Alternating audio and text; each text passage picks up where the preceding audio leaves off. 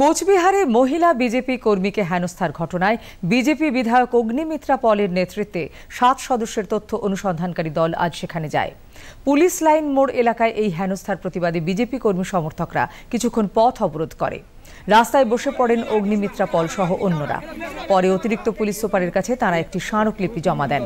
অগ্নিমিত্রা পল জানান, রাজ্য পুলিশের ওপর তাদের ভরসা নেই। এই ঘটনায় তারা সিবিআই তদন্তের দাবি জানাচ্ছেন।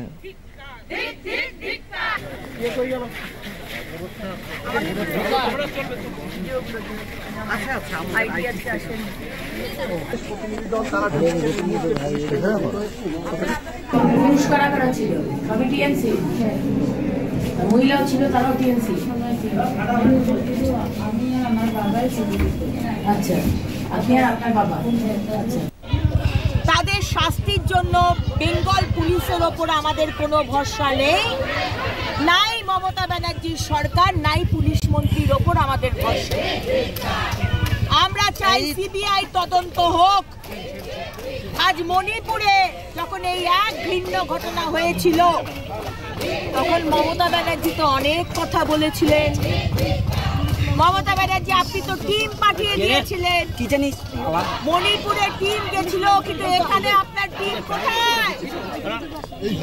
কুচবিহারের টিম কোথায়? আজকে বেঙ্গলের মা বোনেদের উলঙ্গ করে ঘোরানো হবে বিজেপি,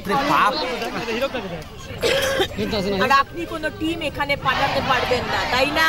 মমতা ব্যানার্জি, আপনার তো ভোট ব্যাংক হচ্ছে সংখ্যালঘু, মাইনরিটি, মুসলিমদের জন্য আপনি কোটি কোটি টাকা বরাদ্দ করেন সরকার থেকে, কিন্তু মুসলিম মা বোনেদের জন্য, তাদের সুরক্ষার জন্য আপনি কোনো ব্যবস্থা করেন না।